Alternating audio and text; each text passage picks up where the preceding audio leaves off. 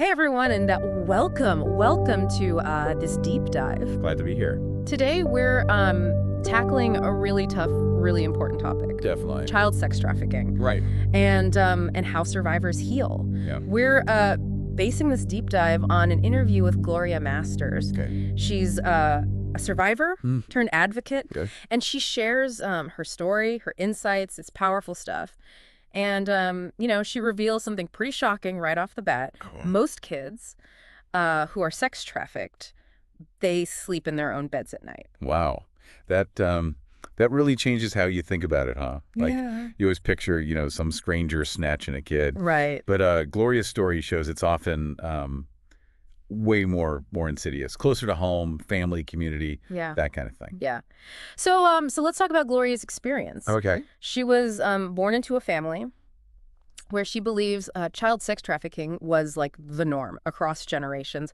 Tragic. Her abuse started so young. Her father started abusing her as a baby. It escalated to sexual abuse around 4.5. Oh my gosh. And her mother was emotionally unavailable, so like no safe adults, none. Just horrific. And then it gets worse. Around 5, her grandmother was tasked with like training her. I know. To be a, quote, sex slave. It's chilling. It just shows perpetrators can be anyone, even people you'd expect to protect you. Right. And then she was trafficked to different groups, leased out of a nightclub in Auckland's red light district from 9. 9 years old. 9, chained to a bed, forced to perform in child sexual abuse material, multiple forced abortions by her grandmother. How could anyone? It's hard to even fathom. It is. Just horrific. And this went on for years. Years. It makes you wonder how anyone survives. It does. But, Gloria's story it's a testament to resilience. She found comfort in nature, the sky, the clouds, even the man in the moon. Just finding connection wherever she could. Exactly. And she also believed in angels. Yeah. As protectors. Yeah. That spiritual connection, gave her strength, helped her get through it. It's amazing. You wonder if that connection to something beyond herself is part of what helped her escape on her 16th birthday. 16. But even then, justice wasn't served. Oh, yeah. The legal system, they investigated thoroughly, but couldn't meet the burden of proof. Yeah. And then her family. I know. Turned against her, called her a liar, isolated her even more. So even after escaping, it's an uphill battle. Justice, support. It's so hard. It makes you think, how can we do better? How can we support survivors? How can we make sure they get justice? It's a huge question. And the trauma, it doesn't just vanish. Right. Years later, she became a mother. And those suppressed memories came flooding back. Triggered by being a parent herself. Yeah. That's common. With trauma, the mind kind of leaves the body to cope. Dissociation. Like, have you ever zoned out during something stressful? Yeah. That's a mild form. For survivors, like Gloria.I, it lets them function while enduring horrific abuse. Yeah. But those memories often resurface later. And, Gloria actually credits being a parent with keeping her alive. She said she couldn't have handled those emotions without her own child to live for. Wow. That's powerful. Makes you think about those who don't have that anchor. What resources are there for them? Right. And Gloria did eventually seek therapy. Good. But what struck me is she initially suppressed her anger. Like, she didn't allow herself to feel it. That makes sense, though. Right. Given everything she witnessed, the rage, the violence from her abusers, anger probably felt dangerous. Yeah. It took years of therapy to acknowledge it, process it healthfully. That's huge. It shows .anger, like any emotion, needs to be acknowledged, understood, or can, fester, become destructive. Exactly. Seeking help, processing emotions, crucial for healing. And Gloria, she didn't just stop at healing herself. She's taking action, helping others. She advocates for this hand sign, for kids to signal for help. Oh, I've heard about that. So simple, but could be life-saving, right? How does it work? So it started in Canada during COVID lockdowns. For women experiencing domestic abuse, tuck your thumb into your palm, close your fingers over it. Gloria repurposed it for kids under 16. It's gaining recognition worldwide. That's incredible. Has it actually helped anyone? Like, any real stories? There's this one really powerful story. A child used it from a moving car, led to her rescue. It just shows awareness is key. We all need to know this sign. Teach it to the kids in our lives. Life or death, Chilling. Truly chilling. It's a reminder we can all do something, even something small, like learning this hand signal. sharing it. And it ties into something else Gloria talks about, social media. Right. It's a hunting ground for predators. They pretend to be kids, gain trust. It's terrifying. The online world, just as dangerous as the physical one, especially for young people. Parents, educators that need to be vigilant. Talk openly about online safety. Absolutely. And remember that statistic. Most victims are abused by someone they know. It's a scary thought. The danger isn't always some stranger. It's often family, friends, trusted adults. Exactly. Which is why complicity is so important to talk about. Gloria brings this up, talking about the P. Diddy allegations. Right. It's disturbing, but important how these things can happen in plain sight. She talks about cognitive dissonance. Yeah, that mental discomfort. When you learn something Yeah. that clashes with your values, say you admire someone, and then you learn something negative, that discomfort, and that's cognitive dissonance. It's easier to just dismiss the information than to reconcile it with your positive view. Makes sense, like with Harvey Weinstein. Or potentially P. Diddy. People probably knew. But we're afraid to speak up. And that silence allows the abuse to continue. Exactly. It's a hard truth. But we have to acknowledge it. If we want to protect kids, we can't be bystanders. We have to speak out, no matter how powerful the perpetrator. Silence is complicity. Gloria's story, it's a call to action. Break the silence. Hold abusers accountable. And thankfully, Gloria doesn't just talk about the problem. She's working on solutions. Yes. Her foundation, Handing the Shame Back. Such a powerful statement.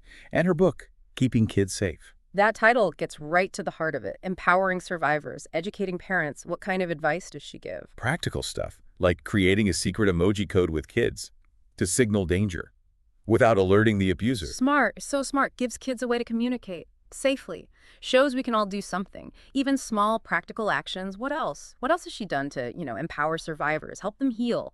Her foundation, right? Yeah. Handing the Shame Back. It's such a powerful statement. Really gets at a crucial part of healing. Reclaiming your power, letting go of the guilt, the shame that was, wrongly placed on them. It fits with our message of self-grace, compassion for those on their healing journey. So important for survivors to hear that they're not alone. Healing is possible. But I wonder, about forgiveness. In these situations, did Gloria forgive her abusers? That's a tough one.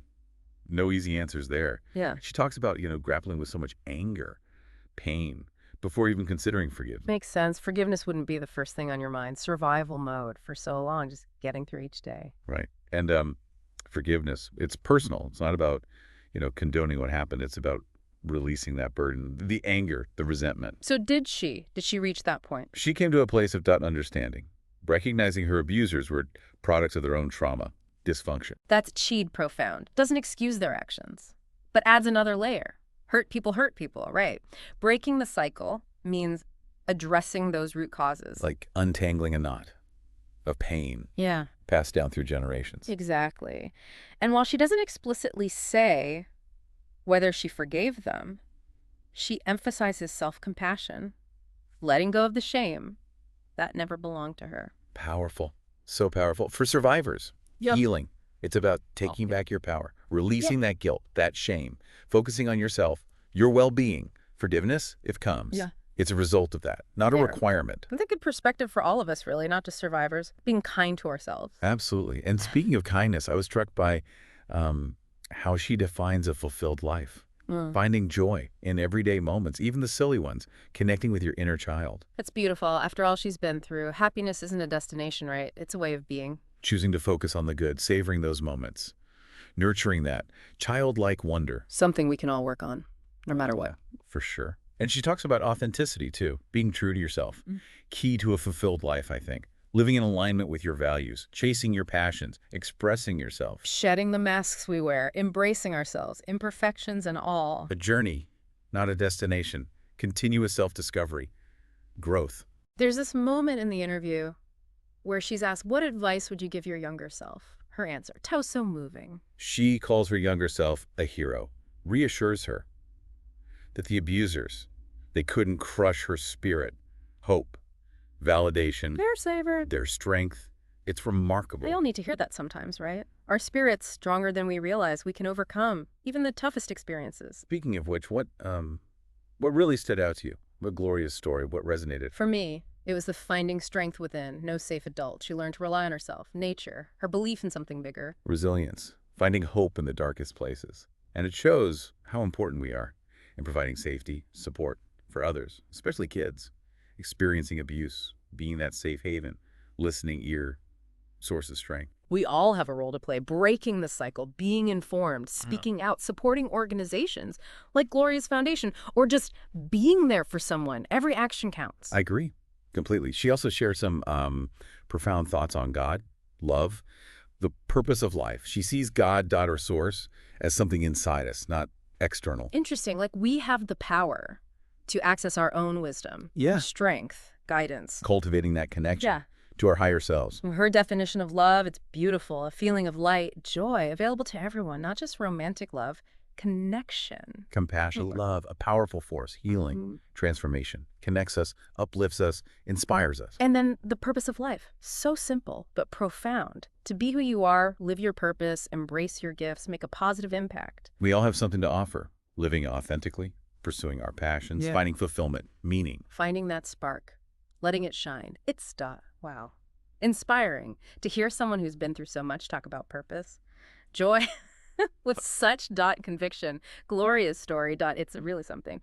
The human spirit, indomitable. It really is. Yeah. And a message we need, I think, today. So much negativity, cynicism. Gloria reminds us we have the power to choose hope, love, joy, even when things are tough. We're not defined by our past, but by how we move forward. Exactly. Finding that strength, resilience, creating a life with purpose, meaning. Before we wrap up, one last piece of advice from Gloria. Yeah. She says, do something if you see something. Suspect something. A child being abused. So important. Can't be passive. We have to protect children. Speak out. Educate ourselves, too. The signs of trafficking, abuse, so we can recognize them, intervene. Knowledge is power. Right. In this case, it can save lives. Understanding how abuse works helps us identify victims, offer help. Her book, Keeping Kids Safe, such a valuable resource. Parents, educators, anyone who wants to learn more, protect kids, practical tips, creating a safe environment, empowering kids to speak up. Everyone should read it. Who works with kids? We all need to be part of the solution. And for survivors, Gloria's message is for you. You're not alone. Healing is possible. You have the strength to reclaim your life. There's help out there. Resources. Organizations like Gloria's Foundation, handing the shame back, support, guidance. Don't be afraid to reach out. Gloria's story, so powerful, healing, transformation. Even in the darkest times, there's always hope. Sharing our stories, supporting each other, creating a world where all children are safe, loved. Let's carry that message with us. Hope, resilience, be the change, protect children, a brighter future for everyone. Thank you for joining us on this Challenging, but so important Deep Dive. Visit Gloria's website, handingtheshameback.org. Learn more, access resources every child deserves, a safe, loving childhood. Let's make that happen.